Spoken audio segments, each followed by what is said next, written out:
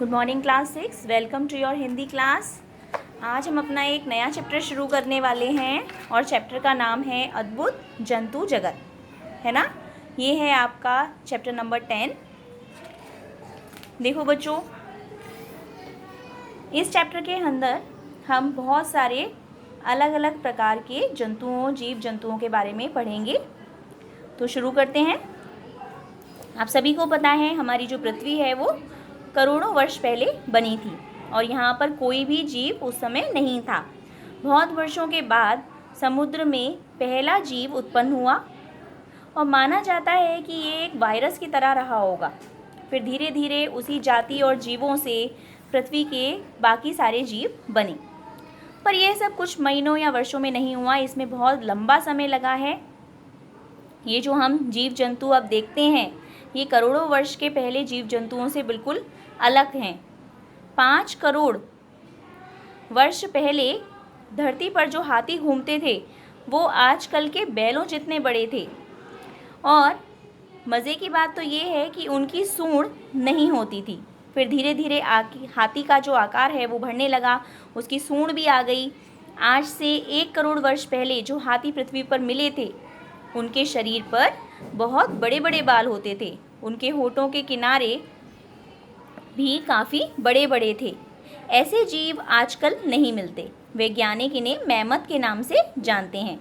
अब इन्हीं जीवों के बारे में हम आगे पढ़ेंगे। पहला है डकबिल।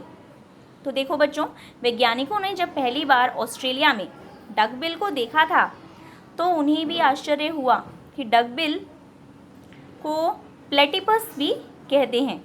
यह एक ऐसा जीव है जो अंडे देता है और जब अंडों से बच्चे निकलते हैं तो उन्हें दूध भी पिलाता है। हम जानते हैं जो जीव अंडे देते हैं वे बच्चों को दूध नहीं पिलाते, लेकिन ये ऐसा करता है। कीड़े, पक्षी, सांप ये सभी अंडे देते हैं लेकिन ये इनको दूध नहीं पिलाते अपने बच्चों को।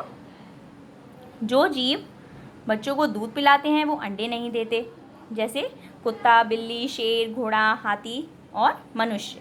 डकबिल एक अजूबा था, एक बहुत ही डिफरेंट तरीके का जीव था। ऐसा माना जाता है कि ऐसे जीवों की जब जातियां आज से करीब 5 करोड़ वर्ष पहले नष्ट हो गई थीं। डकबिल लगभग 20 इंच लंबा होता है। इसके मुंह के स्थान पर बतख जैसी चोंच होती है।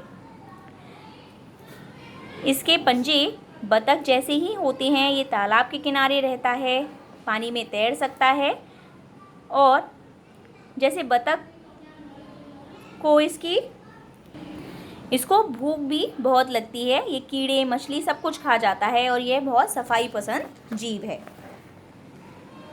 पानी के बाहर आने पर यह अपने पिछले पैरों से बालों को ऐसे सहलाता है जैसे कंघी कर रहा हो, लेकिन खाते समय कीड़ों के साथ साथ ये रेत भी खा जाता है। जो नर डकबिल होता है उसके पिछले पैरों के टखने में एक विषैला पदार्थ भरा होता है जिसका उपयोग यह अपने शत्रुओं को मारने के लिए करता है। नेक्स्ट हमारा जो जीव है वो है एकीडना। डकबिल जैसा ही ये दूसरा जीव है, बिल्कुल अलग। ये देखने में कांटों वाली सेही जैसा लगता है, जिसे हम इंग्लिश में प्रोक्यूपाइन भी बोलते हैं। इसके शरीर पर भी सेही जैसे लंबे नुकीले कांटे होते हैं। यह भी डकबिल की तरह अंडे देता है और अपने बच्चे को दूध भी पिलाता है। नेक्स्ट है फेफड़ों वाली मछली। फेफड़ों वाली मछली एक और अजूबा है। ऐसी मछलियाँ उस समय धरती पर रहती थीं जब पानी में रहने वाले कुछ जीवों ने धरती पर ही रहना शुरू कर दिया था। वैज्ञानिकों का विचार है ये मछलियाँ बहुत पहले नष्ट हो चुकी हैं, लेकिन उनकी ये धारणा उस समय गलत साबित हुई जब रोडेशिया के कैरिबा झील में फेफड़ों वाली मछली को देखा गया। देखने में तो यह मछलियों के समान है, पर यह सांस फेफड़ों से नहीं बल्कि ये सांस अपने गलफड़ों से, मतलब जैसे इंग्लिश में आप फिन्स के नाम से जानते हो, उनसे ना लेकर फेफड़ों से लेती है। नेक्स्ट है चमगादड़। नेक्स्ट है बच्चों चमगादड़। अब चमगादड़ आप सभी ने देखे हुए हैं, रात को उड़ते हैं, है ना। तो ये भी एक अद्भुत जीव जंतु में से एक हैं। ये उड़ता है पर पक्षी नहीं है बल्कि जानवर है। अन्य जानवरों की तरह मादा चमगादड़ बच्चे देती है और उन्हें दूध पिलाती है। चमगादड़ दिन में बाहर नहीं निकलते हैं, रात को घूमते हैं और ये लंबी मतलब सर्दियों के टाइम में ये बहुत लंबी नींद लेते हैं।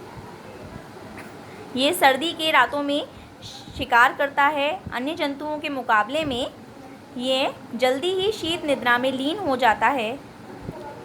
वैज्ञानिकों ने अपने प्रयोगों में जब कभी इसे रेफ्रिजरेटर में रखते हैं तो ये तुरंत सो जाता है। ये वैज्ञानिकों ने इसके ऊपर एक्सपेरिमेंट किया है और उन्होंने पाया है कि जैसे ही इसे ठंडे स्थान पर रखा जाता है तो ये तुरंत ही सो जाता है। लोग चमगादड़ को गंदा और अशुभ मानते हैं, लेकिन ये बिल्ली से भी साफ होता है। ये एक मिथ है। हर दिन सुबह और खाना खाने के बाद ये अपने बाल भी संवारता है। मादा चमगादड़ में एक अनोखा गुण होता है, वह जब तक उचित समय नहीं होता बच्चे नहीं देती। यह अपनी इच्छा से बच्चों को जन्म देती है और उनको घटाना और बढ़ाना ये भी डिसाइड करती है। चमगादड़ के पंख तो उनकी उंगलियों के बीच की झिल्ली होते हैं। चमगादड़ बहुत तेज़ उड़ने वाला पक्षी नहीं है, लेकिन ये उनसे मुकाबला भी नहीं कर पाता। लेकिन ये थोड़ी सी जगह में ही मुड़ ज़रूर सकता है। ये अपने से दुगने वज़न को लेकर भी उड़ सकता है। चमगादड़ के बारे में सबसे अलग बात ये है कि ये आवाज़ की मदद से देखता है। इसकी आँखें तो होती हैं, लेकिन ये देखने का काम आँखों से नहीं लेता। ये अपने मुंह से ऐसी आवाज़ें निकालता है जिससे हमारे कान नहीं सुन सकते। ये आसपास की वस्तुओं से टकराकर जो आवाज़ वापस आती है उससे चीज़ों को भांपता है और इसे हम इको भी कहते हैं। इसी के सहारे चमगादड़ पता लगाता है कि इसके आसपास कौन सी वस्तुएं हैं या कोई रुकावट इसके रास्ते में तो नहीं आ रही। इसी गूंज के सहारे चमगादड़ अपने शिकार को भी ढूंढ लेता है। देखो बच्चों, जो चमगादड़ है, क्या आपको पता है वो क्या खाता है? चमगादड़ फल खाता है। वेम्पायर नामक चमगादड़ बहुत ही भयानक होता है। यह सोते समय जीवों का खून भी पी जाता है। इसी के कारण सभी चमगादड़ों को अशुभ और डरावना माना जाता है। ओके स्टूडेंट्स, अब हम नेक्स्ट क्लास में मिलेंगे। Till then bye.